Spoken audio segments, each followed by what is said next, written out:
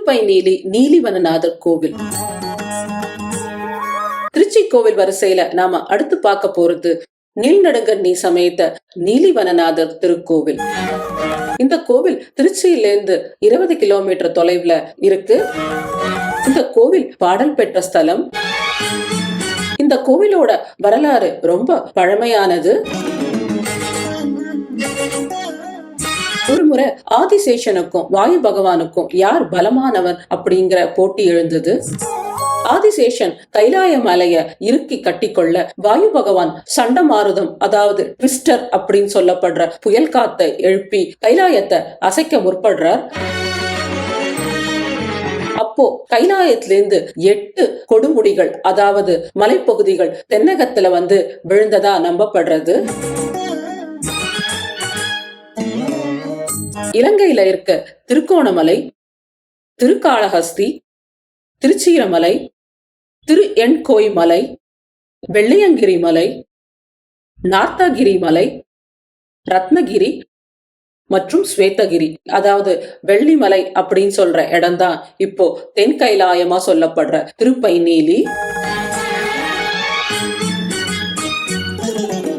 பைநீலி அப்படிங்கிறது கல்வாழைய குறிக்கும். முன்னொரு காலத்துல இந்த இடம் முழுக்க கல்வாழை வனமா இருந்ததால இங்க சுயம்புவா கோவில் கொண்டிருக்க பெருமாளுக்கு நீலிவனநாதர் அப்படிங்கிற பெயர் ஏற்பட்டிருக்கு. இங்க இருக்க சிவபெருமானுக்கு கதலி வசந்தர், நீலிவனேஸ்வரர், பரமசம்பு, ஆரண்ய வல்லவர், எழுத்தறிய பெருமான் அப்படின்னு 43 பெயர்கள் இருக்கு. இந்த கோவில் பறந்து விரிஞ்சு இருக்கிற கோவில். 12 ஏக்கர்ல இந்த கோவில் இருக்கு. உள்ள நுழைஞ்ச உடனே பெரிய ராஜகோபுரம் இருக்கு. இத மொட்டை கோபுரம் அப்படின்னு சொல்றாங்க.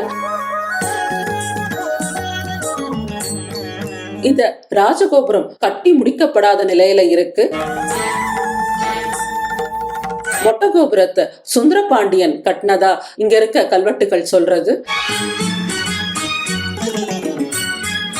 பிரம்மாண்டமா இருக்க முடிவடையாத இந்த கோபுரத்துல நிறைய சிற்பங்களும் நிறைய இடத்துல கல்வெட்டுகள் இருக்கு.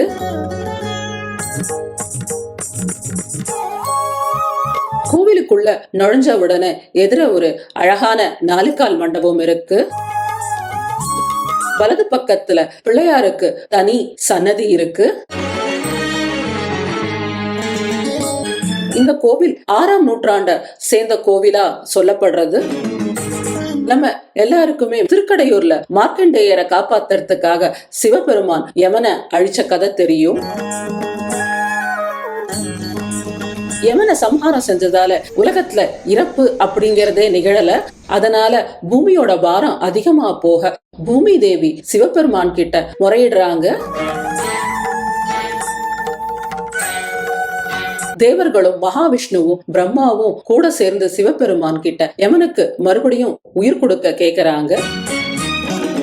இந்த தலத்துல சிவபெருமான் யமனுக்கு உயிர் பிச்சை அளிச்சதா சொல்லப்படுறது. அதுக்கான சன்னதி இங்க தரைமட்டத்தை விட கீழே இருக்கு. சிவபெருமான் சோமஸ்கந்தரா பாதாள குகையில பார்வதியோடையும் முருகனோடையும் குடவர சிற்பமா காட்சி அளிக்கிறார். அவரோட பாதத்து அடியில சின்ன குழந்தையா யமன் இருக்கிறத பார்க்கலாம். சிவபெருமானுக்கு இந்த கோவில்ல அதிகார வல்லான் அப்படிங்கிற பேர்.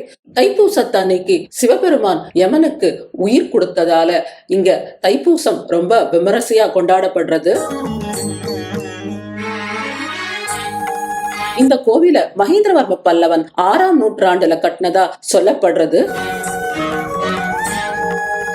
அருகில இருக்க யம தீர்த்தத்துல நீராடிட்டு அதிகார வல்ல சிவபெருமான வணங்கினா யமபயம் நீங்கும்னு நம்பிக்கை.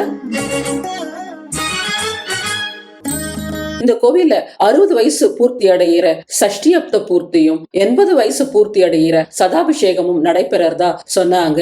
தீர்க்கவே முடியாத நோய்கள் அனைத்தும் இங்க அதிகார வல்ல சிவபெருமான வணங்கினா சரியாயிடும்னு நம்பிக்கை.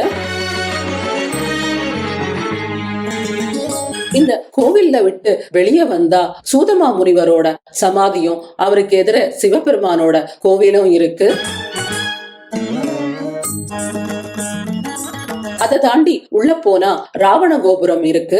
3 நிலைகள்ல இருக்க இந்த ராஜகோபுரத்தை சிவபெருமானோட பக்தனா இருந்த ராவணன் கட்டினதா சொல்றாங்க. ராவணன் கோவில்ல வந்து வணங்கினதா சொல்லப்படுறது. இந்த கோவில்ல நவகிரகங்களுக்கு தனி சன்னதி இல்ல.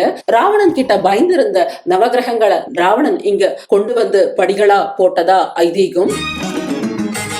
அதனால இந்த கோவில்ல 9 படி கீழே இறங்கி போய் நீலிவனநாதரை தரிசிக்கிற மாதிரி அமைஞ்சிருக்கு. அது மட்டும் இல்லாம இங்க சுயம்புவா இருக்கிற நந்தி முன்னாடி 9 குழிகள் இருக்கு. அதுல தீபம் ஏற்றினா நவகிரகங்களால ஏற்படுற தொல்லை நீங்கிறதா சொல்லப்படுறது. இங்க மூலஸ்தானத்துல சிவபெருமான் நீலிவனநாதரா நம்மளுக்கு கிழக்கு முகமா காட்சி கொடுக்கிற. இங்க ரத்ன சபை இருக்கு. சிதம்பரத்துல அகஸ்தியருக்கும் வியாகிரபாதருக்கும் தன்னோட நடராஜ ரூபத்தை சிவன் காமிக்க அதனால கவரப்பட்டு வசிஷ்ட முனிவர் பெருமாளை இங்க நடராஜ ரூபத்துல காட்சி அளிக்கும்படி கேட்கிற. சிவபெருமானும் இங்க வசிஷ்டருக்கு ஆடல் வல்லான் அதாவது நடராஜரா காட்சி கொடுக்கிற. அதனால இந்த கோவில் ரத்ன சபை அதாவது மேலை சிதம்பரம் அப்படின்னு அழைக்கப்படுறது. இங்க விசாலாட்சி அப்படிங்கிற நீல் நெடுங்கண்ணிக்கு தெற்கு முகமா சன்னதி இருக்கு. இது தேவார பாடல் பெற்ற ஸ்தலம். அப்பர், சுந்தரர், ஞானசம்பந்தர் ஆகிய மூவரும் திருப்பை நீலி சிவபெருமான பாடியிருக்காங்க. ஒருமுறை திருநாவுக்கரசர் அப்படிங்கிற அப்பர் திருப்பைலீனி நீலிவனநாதரை வணங்கறதுக்காக நடந்து வர, அப்போ கோடை காலம், சுட்டெரிக்கும் வெயில். அவருக்கு தாகமும் பசியும் எடுக்கிறது. அப்போ அருகில இருக்க மண்டபத்துல ஒரு அந்தணர் அப்பரை கூப்பிட்டு கட்டு சோறும் நீரும் கொடுக்கிறார். சிறிது நேர ஓய்வுக்கு பிறகு இருவருமே திருப்பைநீலி கோவிலுக்கு வராங்க. கோவிலுக்குள்ள வந்தவுடனே அவரோட வந்த அந்தணர் மறைஞ்சு ரிஷப வாகனத்துல பார்வதியோட சிவபெருமான் அப்பருக்கு காட்சி கொடுக்கிற. அப்பருக்கு உணவு கொடுத்ததால இந்த சிவபெருமானுக்கு சோற்றுடைய ஈஸ்வரர் அப்படிங்கிற பேர். அவருக்கு இங்க தனி சன்னதி வெளிப்பிரகாரத்துல இருக்கு. இந்த நிகழ்வு சித்திரை அவிட்டம் அன்னைக்கு நடந்ததால ஒவ்வொரு சித்திரை அவிட்டத்தும் போது சிவபெருமான் பார்வதியோட ரிஷப வாகனத்துல வெளிப்பிரகாரத்துல காட்சி கொடுக்கிறார். இந்த கோவில்ல மொத்தம் 8 தீர்த்தங்கள் இருக்கிறதா சொல்றாங்க. அந்த 8 தீர்த்தத்திலையும் நீராடி கலியுகராம பாண்டியன் தன்னோட தீர்க்கவே முடியாத நெடுங்காலம் நோய தீர்த்ததா சொல்லப்படுறது.